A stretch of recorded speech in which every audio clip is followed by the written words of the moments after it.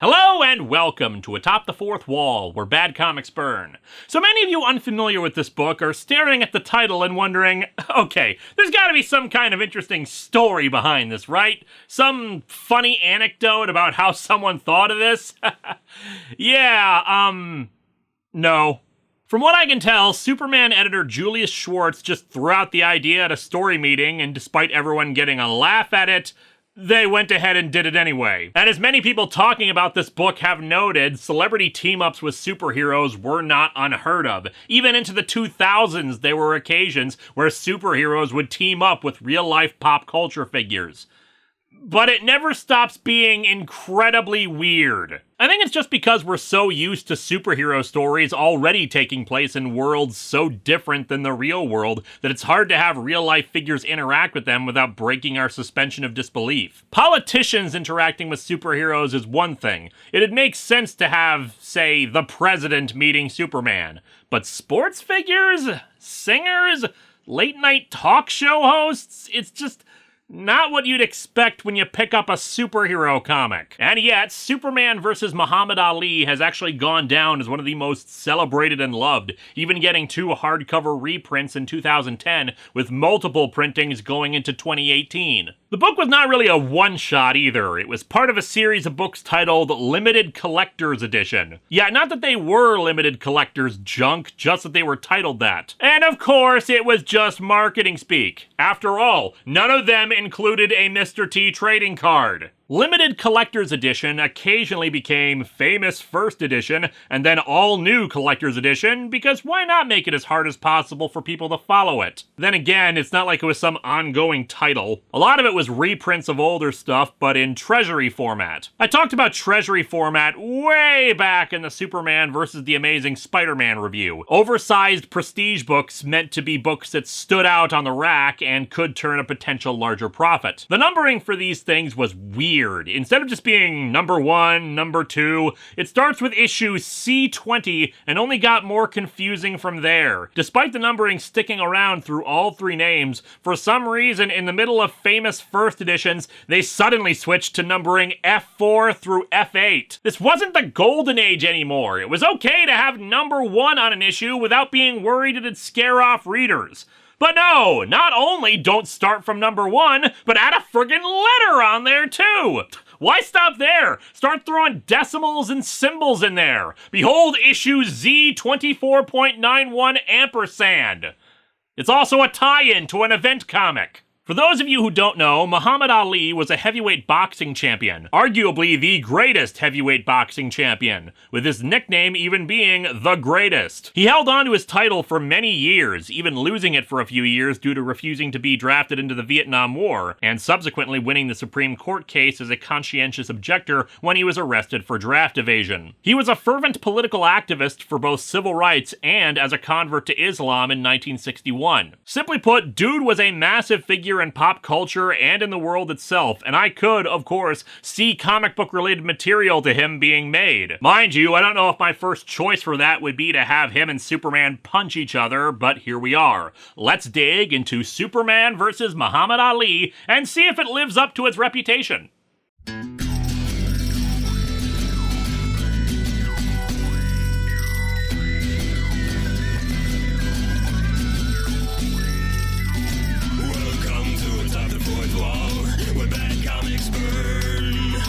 Linkara's gonna teach you all a lesson you won't learn. Brodsky, you're not the smartest. Life out, you're not an artist. Anyone who's had a bad comic published, it could be your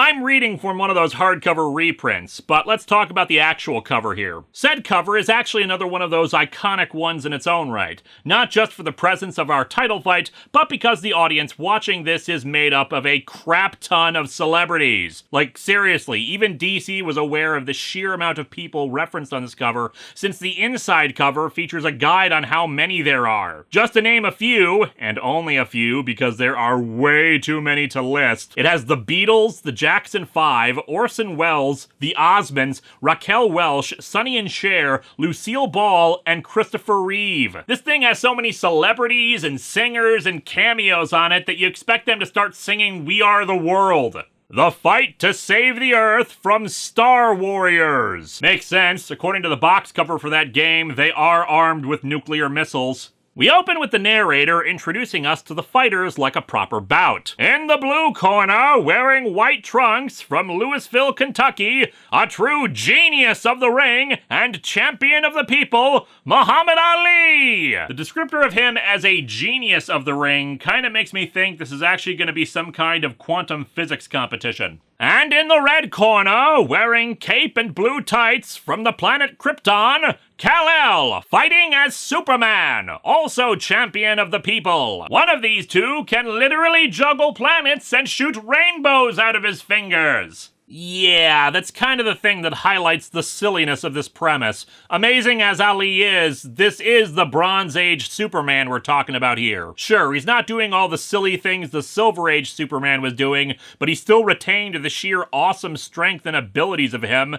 so it seems like this fight should be over by Superman just breathing on him. The battle is to meet in a scheduled 15 rounds of heavyweight boxing. The prize?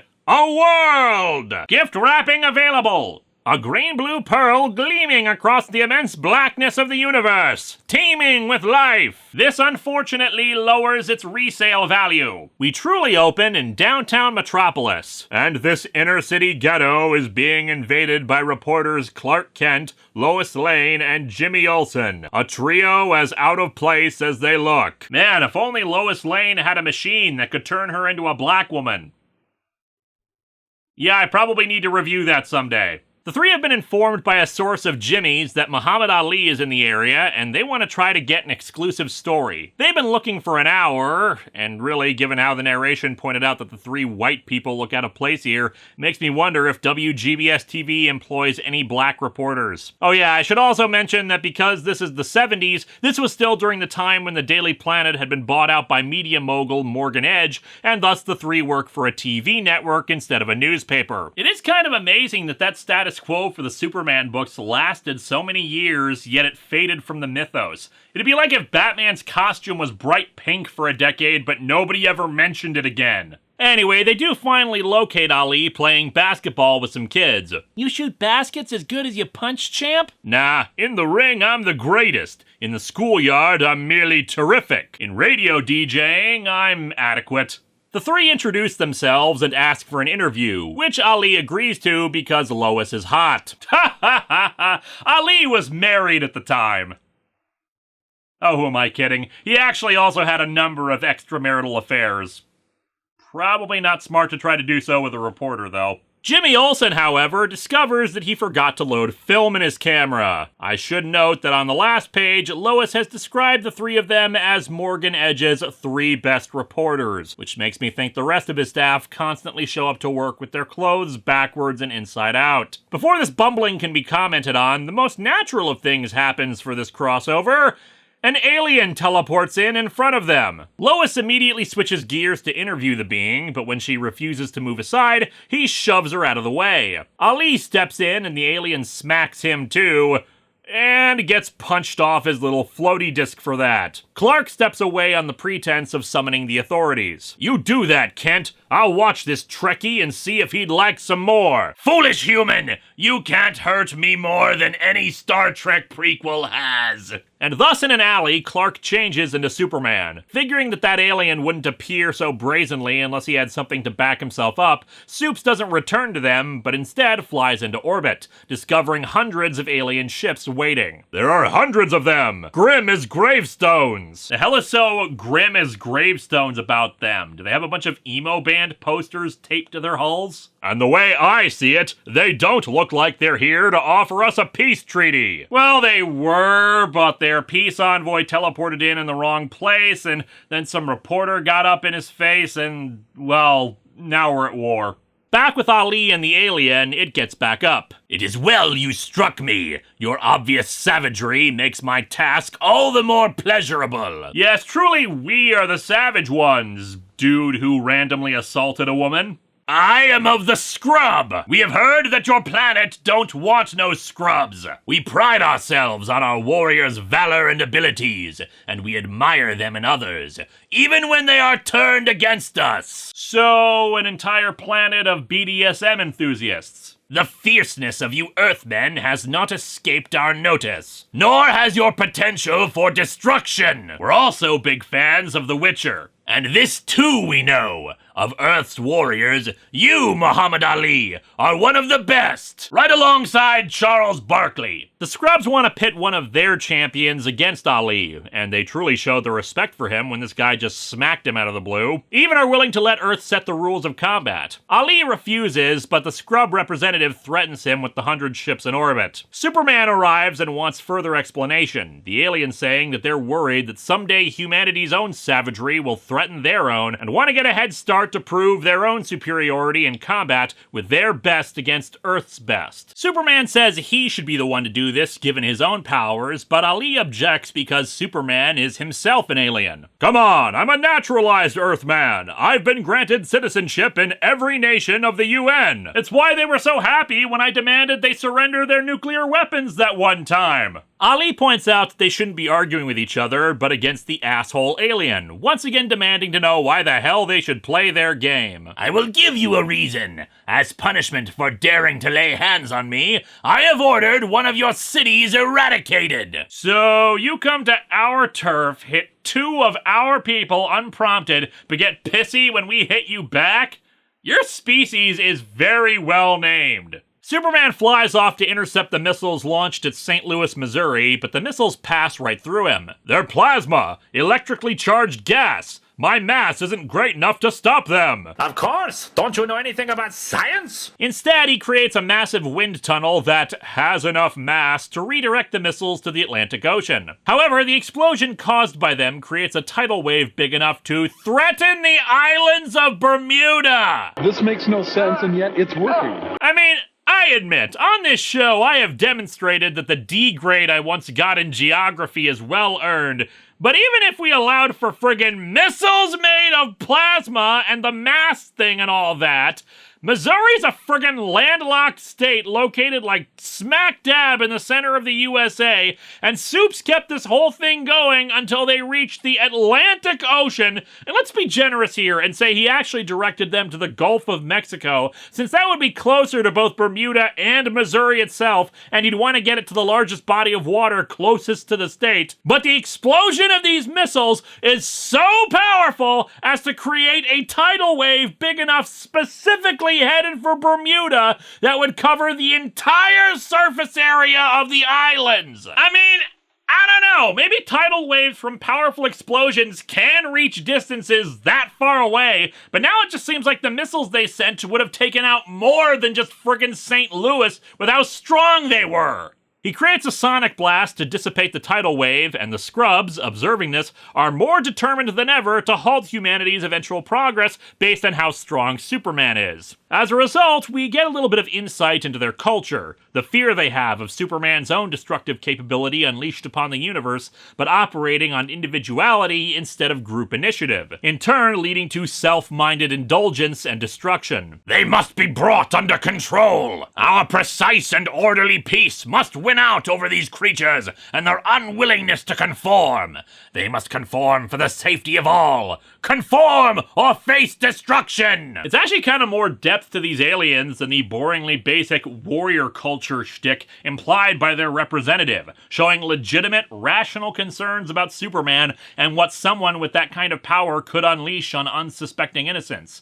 And bear in mind, this is a comic about Superman boxing Muhammad Ali! On that note, to prove their point, they instead fire another salvo of missiles, but this time aiming at a deserted island on the other side of the planet where Superman can't get to it in time. Man, a bunch of turtles and coral reefs just had a really bad day. With the threat of these missiles, and their willingness to use them, perfectly outlined to Superman, he agrees to their terms about a champion to fight their own. By the time they return to Ali, Lois, and Jimmy, the three have already heard about what happened with the island. Ali still insists on being the one to fight the aliens' champion. Dude, seriously, you're cool and all, but the planet is at stake, and this is Superman! Let the guy do his job! Ali suggests that they settle this in a boxing match, the Scrubs volunteering to temporarily remove Superman's powers so the two are on an even keel, even insisting on it when Superman objects to this. They're given 24 hours to prepare, so Superman takes Ali away so they can discuss this privately. Jimmy wants to get a photo for this, but Soup says he doesn't have time to wait for him to reload his camera. And in that instant, young Jimmy Olsen is inspired to invent digital. Lois reports on all this. As negotiating teams stand by helplessly, top-level meetings behind closed doors are being held in every capital in a world poised on the brink of possible annihilation. Although not because of the aliens, they've just been doing that since 2016.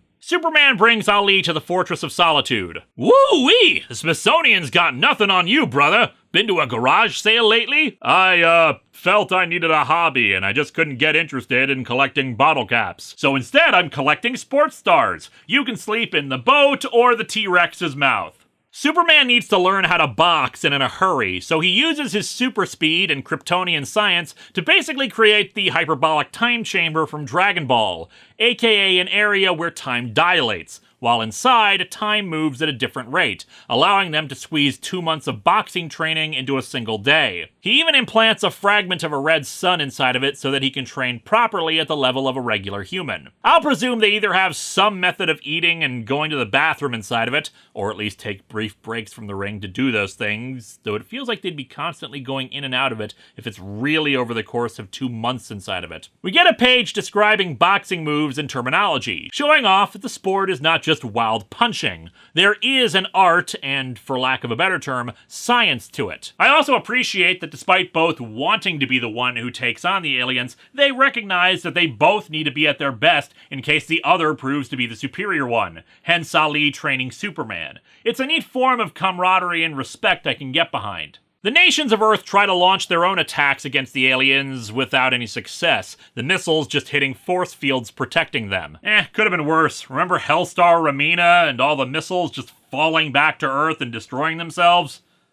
Oh, by the way, next week, more Hellstar Ramina. The leader of the Scrubs, Ratlar, contacts the Earth and tells them if they try another attack, they'll forego the agreed-upon contest and just lay waste to the entire planet. What's worse, somehow the Scrubs detect the time dilation field the two are in and contact them via robots, basically saying, knock that off or we'll blow up your planet. Fortunately, they at least had 2 weeks inside of it during that time, which is better than nothing. Ratlar introduces them to the champion they'll be facing, a genetic experiment with powerful skin named Hunya, who proceeds to demonstrate his strength by punching a noticeable dent in the spaceship wall. So not only are these guys assholes, but they're also morons who don't realize that their prize fighter here will destroy their own ship if they let him keep that up. I'd be kind of embarrassed if our civilization was wiped out by these clowns. Soups and Ali are unimpressed, to Ratlar's annoyance. He announces he'll be bringing in representatives from every intelligent race in the universe to observe the fight, as well as broadcasting it to the universe. So, does that mean the Green Lantern Corps will be seeing this too? Maybe they want to intervene at some point here?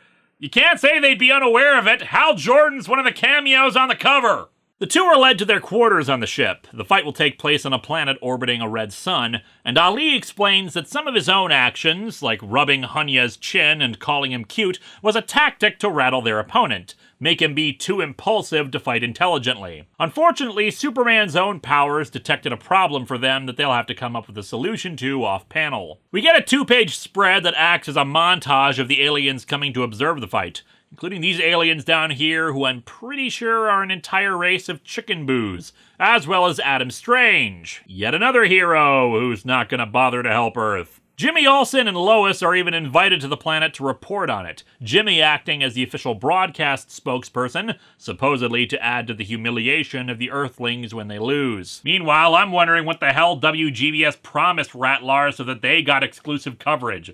Lots of ad space for Cuba Cola or something? He's also doing this weird thing with his voice in the dialogue. Like, some words are enunciated, I think? He's saying, "It's hot here, and humid, and steamy, ladies and gentlemen." I don't know, maybe it's supposed to be a parody of an announcer I'm not familiar with?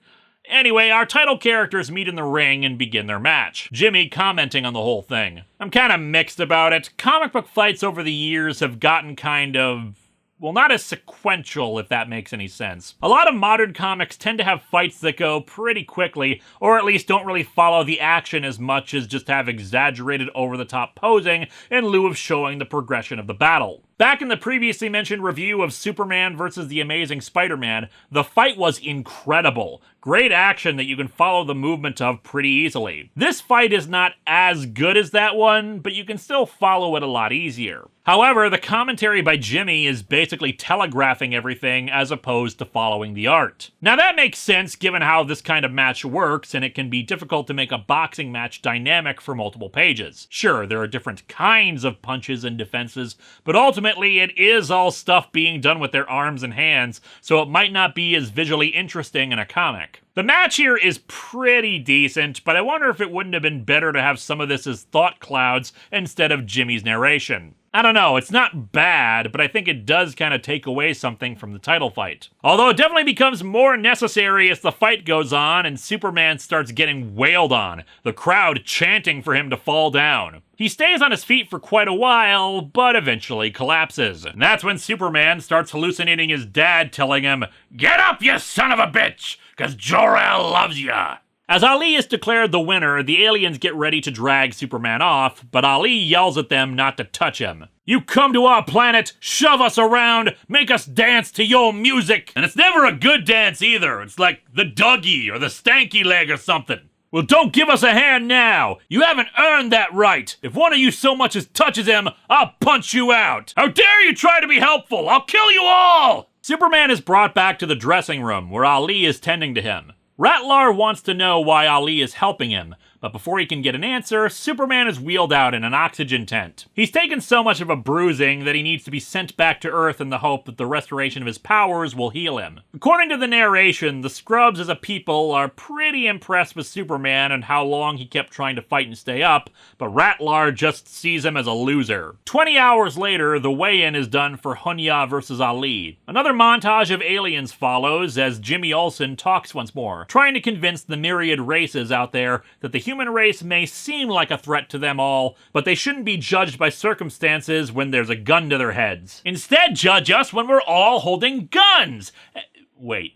So another unexpected ripple appears. The goddess Athena herself shows up asking to be the referee of the fight, saying that she was summoned here by the wills of the people observing the match. "I have come from within the faith of my peoples in answer to a need in the Force." Wait, the Force? Well, this is total bullcrap. The Force is canon to the Marvel Universe, not DC.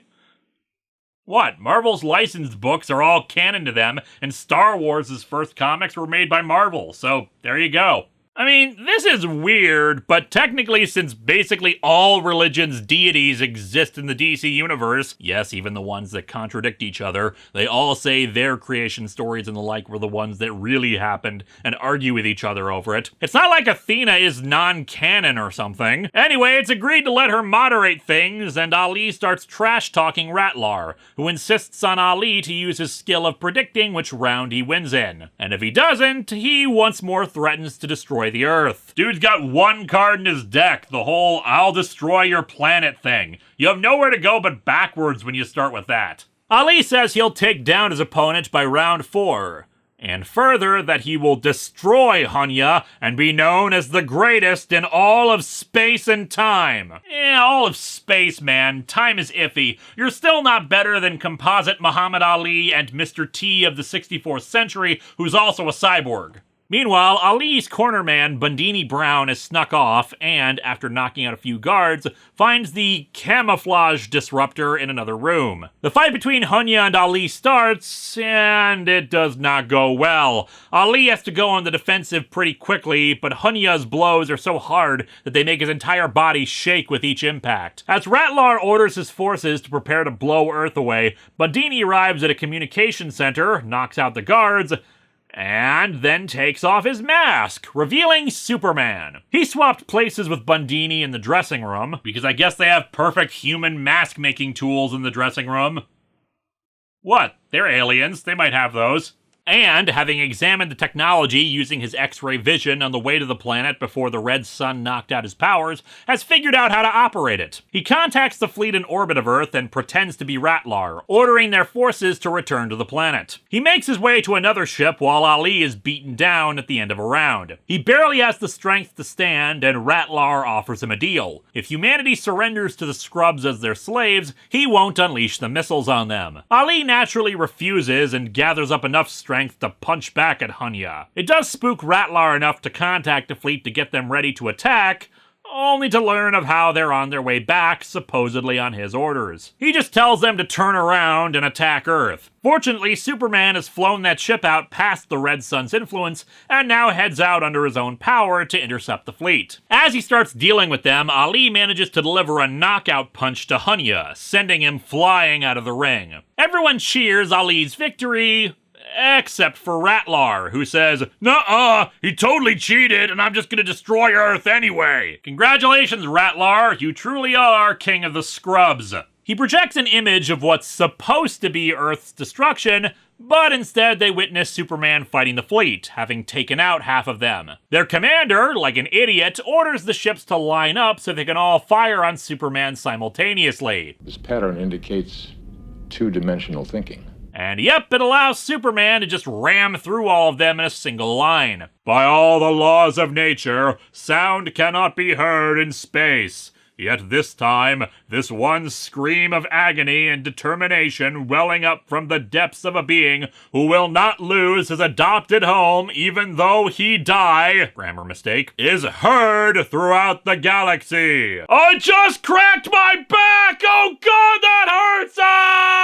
Ah! After having taken so many hits from the fleet and that last maneuver, Superman is spent. Ratlar orders any remaining ships to proceed to Earth, but Hunya has heard enough and punches the guy down. Ratlar tries to order his troops to arrest him, but no one moves to help the dude. He's proven himself to be a dishonorable coward, and Athena decides to just fade away as Hunya rants at him. Well, my work is done here. What do you mean your work is done? You didn't do anything. Didn't I? What is more, you have disgraced the name of Scrub throughout the galaxy. To preserve our honor, our race shall now be known by something more dignified. The Jackasses! Hours later, Superman is recovered, and Hunya explains that Ratlar had convinced the Scrubs that humans were dishonorable and warlike, but the tournament proved how self-sacrificing and fair they were. Traits they respected above all else. That's what did it? Fair play? Fair play saved the Earth? When you come right down to it, fair play is what it's all about. If more people tried to live by the simple rules of fair play, my people, all people, would get a fair shake. Are we sure the DC Universe's version of Muhammad Ali didn't become the second Mr. Terrific? And so our comic ends a few days later with Superman meeting with Ali. And we learn that either Ali has a bad memory and doesn't remember them discussing their plan, or that he was never in on it, since Supes describes the entire plan to him. Still, Ali has a surprise for him, since he's figured out that he's Clark Kent. A slip of the tongue about Jimmy needing to refill his camera's film roll, something that Superman wouldn't have known about, but Clark Kent would have. Suppose I told you I examined Jimmy's camera with my X-ray vision. You wouldn't do that, because X-rays spoil film. A plot point that would never work in this day and age.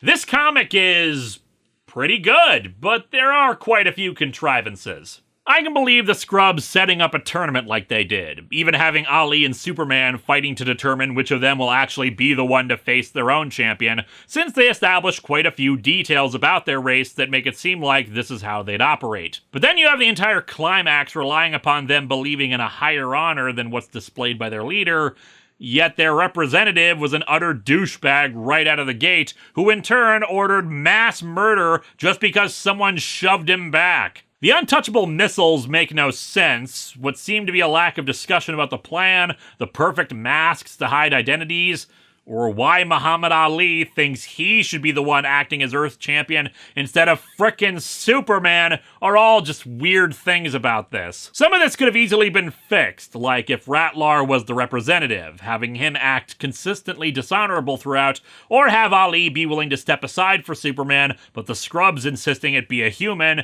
Supes argues for himself, and thus the scrubs suggesting they let the two fight to decide it, that sort of thing. However, these kinds of critiques are kinda nitpicky and don't really hurt the story. For an absolutely silly concept, it works very well and is honestly better written than you might expect, even for some of the more stilted aspects of older comic book dialogue. The fight itself, while not as spectacular as I would hope, is still pretty dang good, and Ali managing to overcome the odds in the name of the human race is pretty damn inspiring. Hell, he might have even had a better showing at first if he wasn't still recovering from the fight with Superman. The ultimate message of honor and playing fairly wins over dishonorable cowards is refreshing, and the artwork is solid throughout the story. 2-page spreads acting most of the time as big dramatic showpieces. Tidal waves, explosions, impressive sights, that sort of thing. The comic is by no means perfect, but it's definitely worthy of its reputation as a gem of its time, regardless of how goofy the concept is. Next time, as said before, we've got to return to Patreon-sponsored reviews with the remainder of Hellstar Ramina.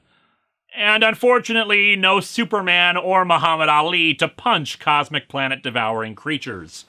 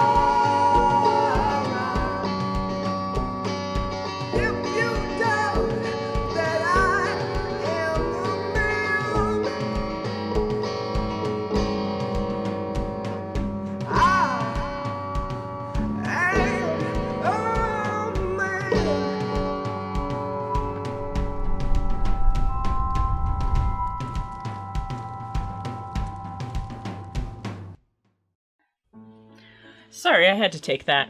Where were we? We're just talking about how screwed Linkara is. I'm not screwed, I just need you guys to find something that'll get me out of this. I've used my goggles to scan through the rules twice. There's nothing in here that will get you out of this fight. Well, then at least look for something that'll be helpful in the fight, or something that'll mitigate the rules to put things on a more even keel. I don't get it. Why can't you just say, I don't stand a chance against a professional wrestler? Oh, I tried that already. The Temlins think that I do have a reasonable chance against him. Don't know where the hell they're getting that from, but here we are. Told you. Tamlin's think you need to use strategy to beat raw strength or something like that. What's strategy? If I step out of the arena, I lose. And look at me. I sit and read comic books all day, for God's sakes. I don't stand a chance against him. Maybe you should just kick him in the balls and call it a day. There are rules about the moves I am and am not allowed to do. Well, I suppose I could give you a formula that would expand your muscle mass and remove that blubber you call a stomach. For the last time, we're not doing that. Aside from the fact that it's not permanent, the last time I tried one of your super strength cocktails, I spent 3 weeks in bed or on the toilet emptying my bodily organs into it. But it did work, though. For like an hour, Doc. And that hour can be spent wrestling. What's the problem? The answer is no! And why are you wearing your old outfit? Tamlin's wanted some promotional photos for the fight, but insisted I wear the outfit they have in their files. He even made me new old glasses. It's bullcrap. Wait, I might have something. Check Article 9 of the General Rules of Combat. Oh. Okay.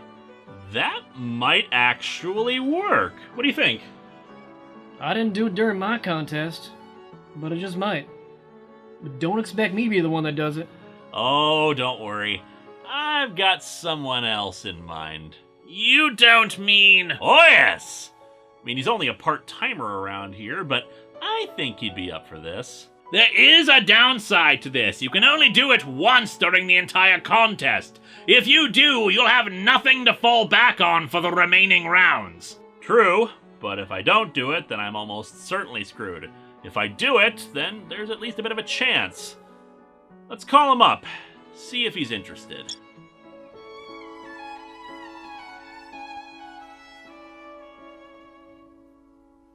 Hello, my friends. Please be sure to like this video, subscribe, hit the bell, and share it with others. And if you get a chance, maybe check out my Patreon.